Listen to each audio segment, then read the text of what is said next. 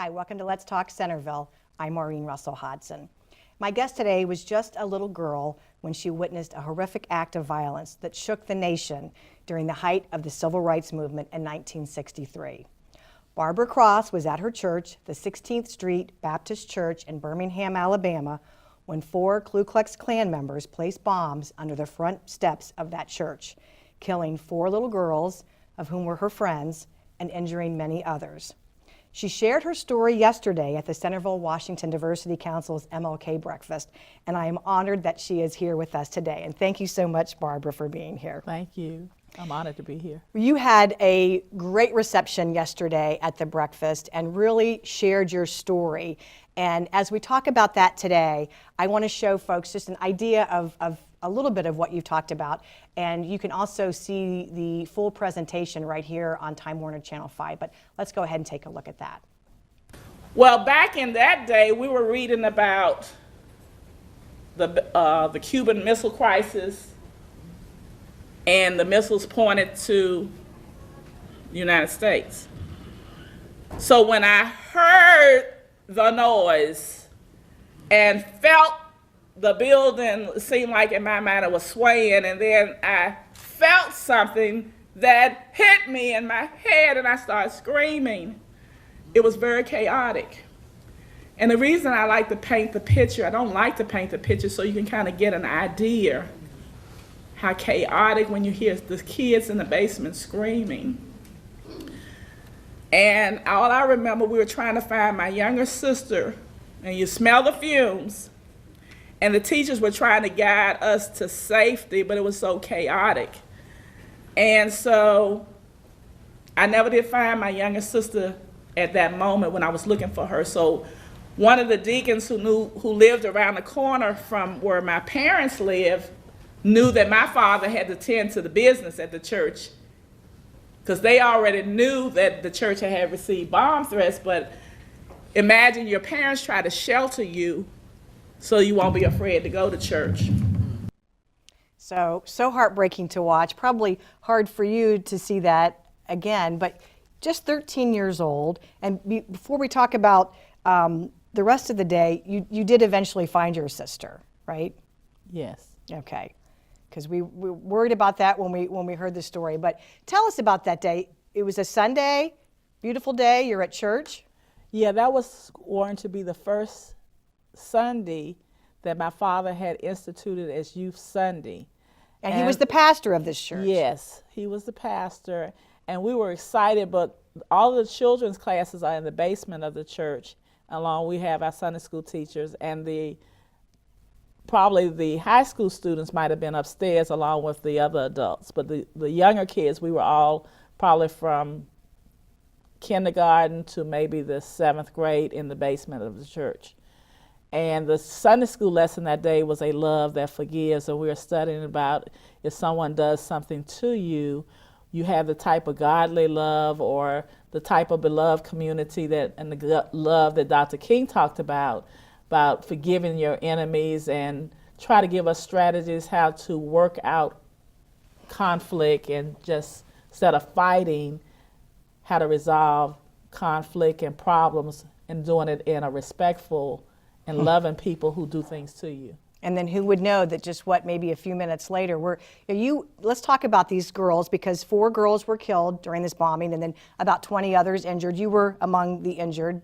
Yes. Tell us about these girls, because one in particular was a very close friend of yours. Yes, Adam May Collins came from a poor family, but you can't pick and choose who your friends will be.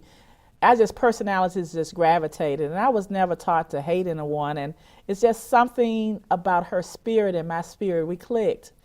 Well, after the Sunday school lesson was over, she had come by the classroom. We were going to usually go back into the assembly, but my teacher had given me an assignment. And I said, here's my wallet, I'll see you later. But she came from a poor family, and they lived around the corner from the church. Cynthia Wesley 3 of the girls were 14. Cynthia Wesley was 14, and she was adopted, not officially, but they brought her into her home, their home, and they were educators. One was the principal that adopted her, that was Claude Wesley, and Gertrude Wesley was an educator, and they we're going to probably send her to college. I'm sure they were. Then Denise McNair was the youngest one. Her only child, well, she was an only child. She was 11, but the youngest that was killed. And her parents, her mom taught it at my elementary school. And then her dad was a professional photographer, so they had more pictures of Denise. And then Carol Robinson was real quiet.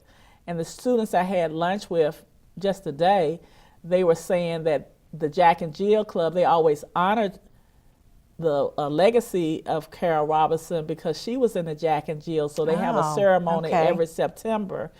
And I spoke at one of the Jack and Jill presentations, so they always honor her memory because her mother worked with the Jack and Jills. It's like a group that they try to prepare ladies for the future and groom them to be young. Okay, kind of like debutante kind of thing? Yes. So these 4 girls who had a future in front of them, Yes. just little girls that you played with and were good friends with, all of a sudden, we heard your reaction to the bomb that goes off. Did you have any idea what that was? Or I think, see, my parents sheltered me, so I didn't think the bombing. So when you hear me expressing about the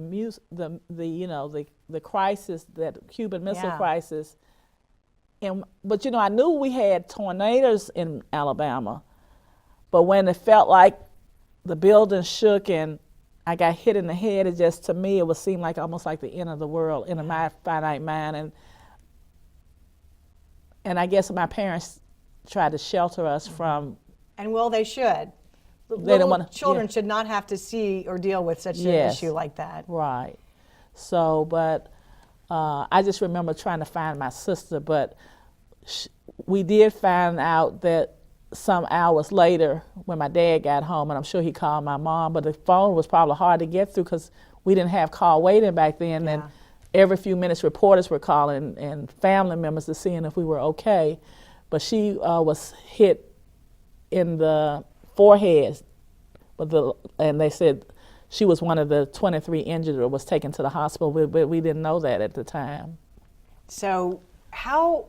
And she was 3 years old. Oh my goodness, 3 years old. So how do you go on to the next day? What do your parents tell you? What are adults saying? How do you make sense of it as a 13-year-old girl? Well, when we came home, my parents didn't allow us to spend the night at home because they knew they had gotten bomb threats. So after the church was bombed, they didn't know where our house would be next. So your father was involved with the civil rights movement. Yes, he allowed Dr. King to use the church. And when he first came to Birmingham, he attended a meeting that was spearheaded by Reverend Fred Shuttlesworth, who was over a group called Alabama Christian Movement for Human Rights. So when my dad got to Birmingham, they knew they had planned to bring Dr. Martin Luther King Jr. to help with the nonviolent peaceful protests, but he didn't actually come to 63. And we moved to Birmingham in 62. So my father was asked by the people in Reverend Shuttlesworth group, because 16th Street was one of the larger black churches, when they brought Dr. King, could that be one of the many churches? But it ended up being the church because it was strategically located to the downtown district where they were planning to do pickets in front of the different stores. So here these girls were killed from this, and then what? You go to school then? Do you talk about it? How do you think about, your friend is not there. The last thing you had said to her is, I'll see you later. I didn't find out that she had died until my father came home some hours later after going to the hospital, consoling the families, because I didn't even know anybody had died. And when he came home, on the back of that sooted program that was marred from all the fumes, it had deaths. And that's how I knew that Addie was one of them. Cynthia, Denise, and Carol. I had forgotten I had given her the wallet until some months later when Mrs. McNair came back to school. My teacher sent me to her classroom. I had asked her to hold my wallet. "I'll see you later," one of those little girl things. Because my teacher had really given me an assignment to keep me out of harm's way. So I gave her, when she came by my classroom, "Here's my wallet, see it." It's a girl thing I tell kids today. Yeah. And so kids say, did she have any parting words for you? I was like, they asked these questions. And I thought about it. She was telling me goodbye, and I didn't know. But I know how blessed I am, because when Mrs. McNair, they thought it was her daughter's wallet, but she told them what the name. She said, that's the pastor's daughter. She's at my school. And so when she came back to school and they sent me to her room, I was almost in shock. But I had my wallet back, so I felt I had a piece of Addie again. You kind of carry her with you. Wow. And I'm sure you must think about her often.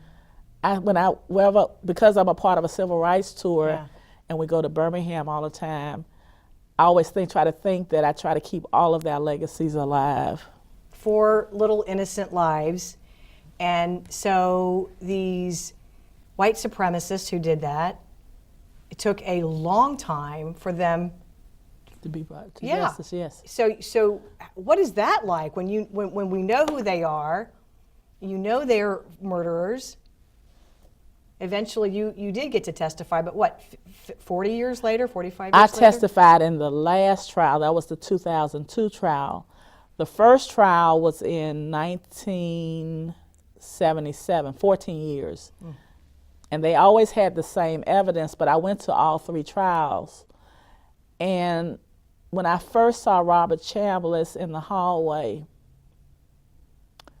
I looked at him, I stared at him. I tell people, I say I wanted to trip him up. I know that wasn't the right thing to say, but it was hurtful. Of course. But in my mind, I don't hate them. And when kids say, Miss Cross, do you hate the people that bomb your church? I said, no, I wasn't taught to hate. I hate what they did. And if they had heard our Sunday school lesson about a love that forgives, I would think they wish they could have gone back and snatched that dynamite about loving people instead of hating. So are you able to forgive? That must be such a difficult thing. The forgiveness, I guess, is easy because we weren't taught to hate. I hate what they did, but I can separate the doing from people because I wasn't taught that. And in my mind, I always say, I don't know what they were taught hate. So if my parents had taught me to hate and you love your parents and believe in them as a child, I don't know how that would have ruined my psyche, but I wasn't raised like that. So sometimes I wish I could get in the mind or understand the personality that feel like they have to take out people. Did they realize they were going to kill somebody, or were they trying to scare people? So I really don't know. But you have such a beautiful way of accepting and kind of moving on, but still keeping all of these lessons that you learned from that fateful day. Yes. I know yesterday you opened your presentation with the words to the song, Let There Be Peace on Earth. Yes. Which is a favorite song of mine. And is that something that you carry with you? Are you at peace with what happened? Yes. I think I was always at peace. The bombing didn't make me hate, it made me nervous. And if someone asks why my hand shook, I just say I'm nervous. I didn't want to discuss the bombing. So it quieted me, and I removed that from the back of my mind so it wouldn't trauma me. But I was having anxiety attacks when I went to college. I thought when I went off to school that I would be at peace. I had headaches and realized the trauma of that day. I had to get healing, and I just thought by moving out, leaving Alabama, I still was in school in Alabama, Tuskegee, but leaving Birmingham, I would be at peace. So I think it took me almost to find my voice to talk about it. That produced healing, the nervousness, and I wanted to keep the history of my friends, the legacy of my friends alive. And you have done that so beautifully. And I know you talked about there's a memorial to those girls, and I know there are some books that have been written, so there are ways for people to learn more information. But right. For you, what is the message that you want? I know yesterday there were all ages there, and everyone was gravitating towards you because of your message and the way you present it. But it seemed like a lot of kids really wanted to get close to you and talk to you and shake your hand. And what is your message? I think And I don't know whether to come to the bombing and because I was a child when it happened. I know as a substitute teacher in DeKalb County after I retired from corporate, I like working with troubled youth. I like kids in general because I was a child. And I was hurt as a child from the bombing and losing my friends. So now I like to speak peace into kids and tell them how nice they look. And you can, so what I told the young lady yesterday. Yeah, when we've you got said, a great picture of it. okay, I always tell them, Love that, yeah. if you can conceive it in your mind and believe it in your heart, but there are steps between belief and achieve that you can be anything that you want to be. I say you are beautiful. Don't let anything get in your way, but you have to persevere. And I love pouring that into kids. And that's certainly a life lesson that you've lived. You have persevered. I mean, you had this tragic incident, and yet you said you went on to college and had a professional life and come back yet and still work with kids. And I was saying, I can't imagine you in the classroom. Kids must love having you as a substitute teacher, but I bet I have a sense of humor too, because they say, Miss Cross, because the word gets around, well, she's mean. I said, well, no. I said, I'm from the generation, I say what I mean, and I mean what I say. I said, if you're following the school's guidelines, then you won't say I'm mean, because I enforce what they want you to do in the classroom. I want the best for you. And so my message is for love, and that's my platform when I start finding my voice again. But I used to write poetry. I wrote a poem when the 4 girls died. I wrote a poem what I read about Dr. Martin Luther King Jr., when my grandmother. So poetry then was my platform to getting my voice back, you know, from the pain of the bombing. So, but I enjoy working with kids. It's like my eyes light up when I go to the classroom, and even when I work with kids who were in the juvenile detention center, because I wanted to mentor them and let them know that you are somebody, but you don't have to resolve the issue of fighting. And I think the lesson that day changed my trajectory in life about a love that forgives, and that's my platform, to talk about love, our Sunday school lesson that day.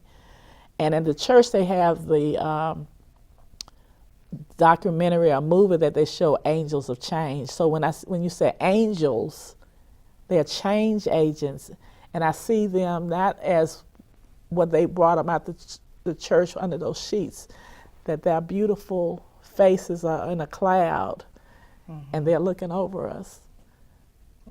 And so much happened that day, and yet 50 years later we have a shooting in a church. Same kind of thing. How far have we come? But I still, even looking at that shooting where the 9 were killed, I don't know what he was taught at home. We know it was wrong for him to go in, but that's why I say I wish I could have been a psychologist to understand the mind of what causes people to react. But there's a book that called Hurt People. And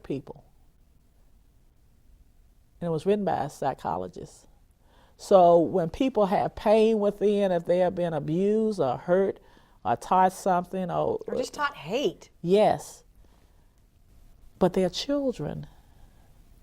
And if adults are poisoning their mind, but you know, I just, when kids said, Miss Cross, do you hate who bombed your church? No, I don't hate them. I hate what they did.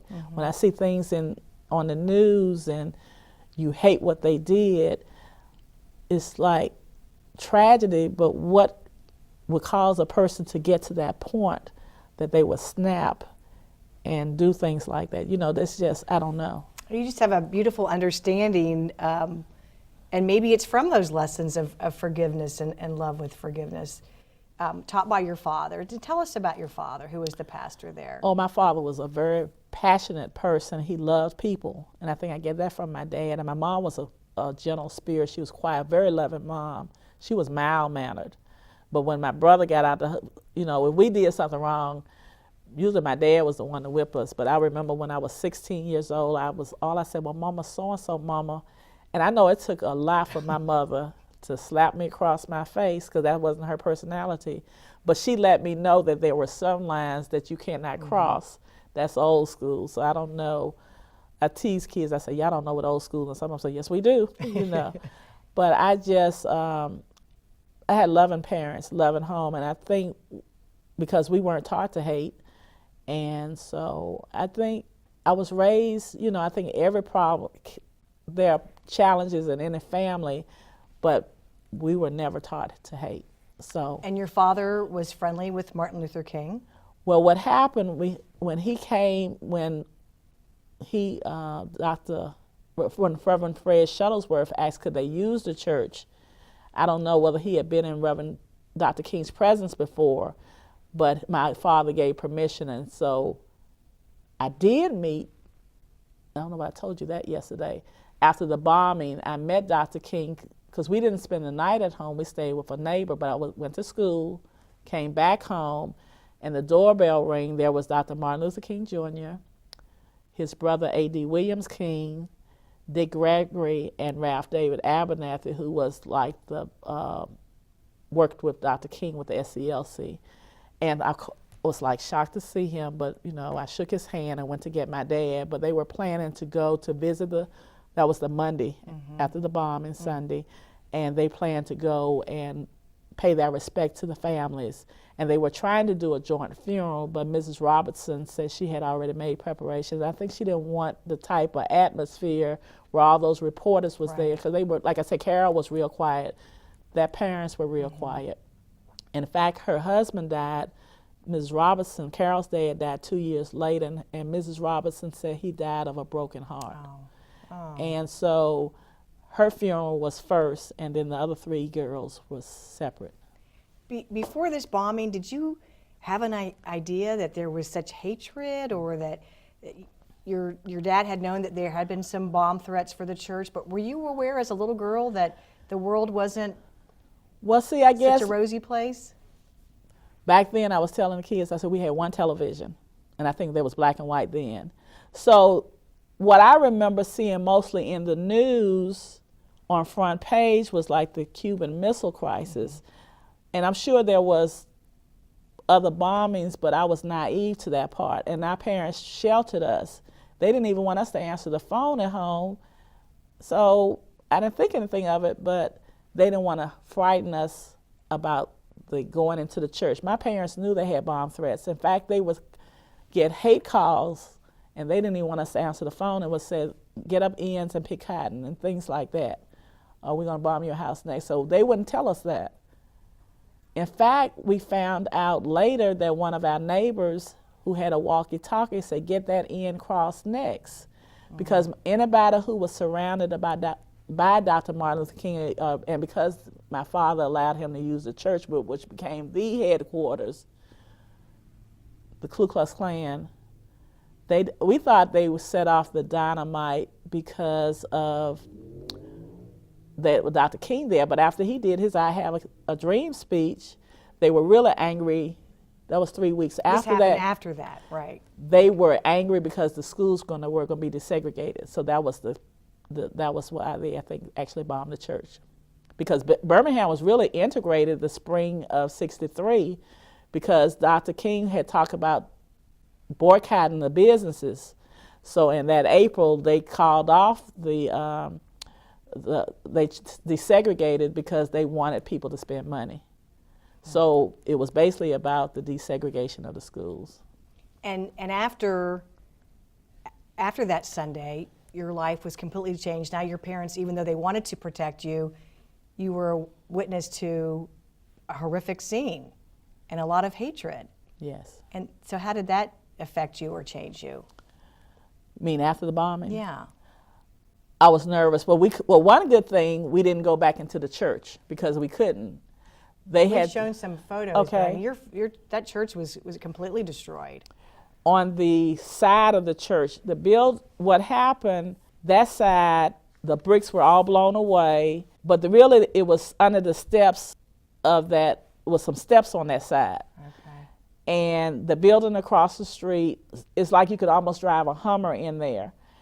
And my dad went through that rubble and was digging, but one of the walls, from what I understand, was knocked off. And it was one survivor, and that was Sarah Collins. She was hospitalized the longest. That was Addie's sister. And when my dad went through that side, he heard this voice saying, Addie, added. Sarah was calling her sister's name because she knew there were voices before the dynamite, and when she didn't hear anything, so she was under that rubble, so she's blessed to be alive. And so she has a prosthetic eye, Sarah. Wow, it's just so heartbreaking when you look at that, and I'm sure it takes you right back to that moment when you see that. So what can we learn from that? I know your message is of love and of peace, but for maybe kids who are thinking about an act of hatred, or an adult, is it? Well, think Dr. twice? King used to say this saying too, and I say it a lot. Darkness cannot drive out darkness. Light can. So light is, you think about bright, not dreary. Hatred is what happened right there. But Dr. King saying, he always had those nice sayings, hatred does not drive out hatred. You just have a war among you. But the love that we studied that day, and that might be difficult for some, but it was easy for me because I wasn't taught hatred. So that's why when I try to talk to young people or whatever, and people who try to diffuse even the business discourses, when people get angry, you have to try to come up with a solution to bring harmony, to bring peace in, and know how to do conflict resolution. What children don't understand is, so that's why when we teach with our Bridging the Gap program, how to channel sometimes kids' anger so they won't get to the part that they fight and it be so bad that when they get guns, they want to shoot people. So just learning, and that has to be taught. And that's why I think I like working with kids and try to share my message about fighting, and you don't want to get to the point where you kill someone. When I talk to kids who have been in juvenile detention center, because you are better than that. We don't want you to see you incarcerated. So it's best to spend money on the end trying to get them help than when they end up in regretting what they did and spend their life behind bars. Well, you have taken such a tragic incident and really turned it into a beautiful message that I know you share really all over the country. You go to a lot of conferences. If somebody wanted to learn more about you or to find out more, do you have a website? The reason I don't want a website, one of my friends who was in the bombing, she had a website, and there was nasty. Oh. And then when my dad died, they had they had a big article where they could leave comments. And this is why I don't want a website. It said he had somebody bomb his own church, so, and it might work for some people, but I don't want that. When I saw that what happened when my dad died. So basically, most people who get in touch with me, They can find a way. They can find a way. You can always call the city of Centerville, and we'll let you know, because your story is fascinating. You are such a delight and have such a beautiful message and deliver it in such a warm and understanding way. And our mayor did have a proclamation for you that I will give to you from yesterday morning, so I want to make sure that you have that. And on behalf of our entire community, we appreciate your coming, sharing your message of social justice, and also just to being kind to each other. Folks waited and waited and waited. She took pictures with people yesterday. I think people wanted to share their story, and it was delightful. So thank you so much for being here. Thank you. It's been my pleasure. We appreciate it. Thanks for watching, and we'll see you next time.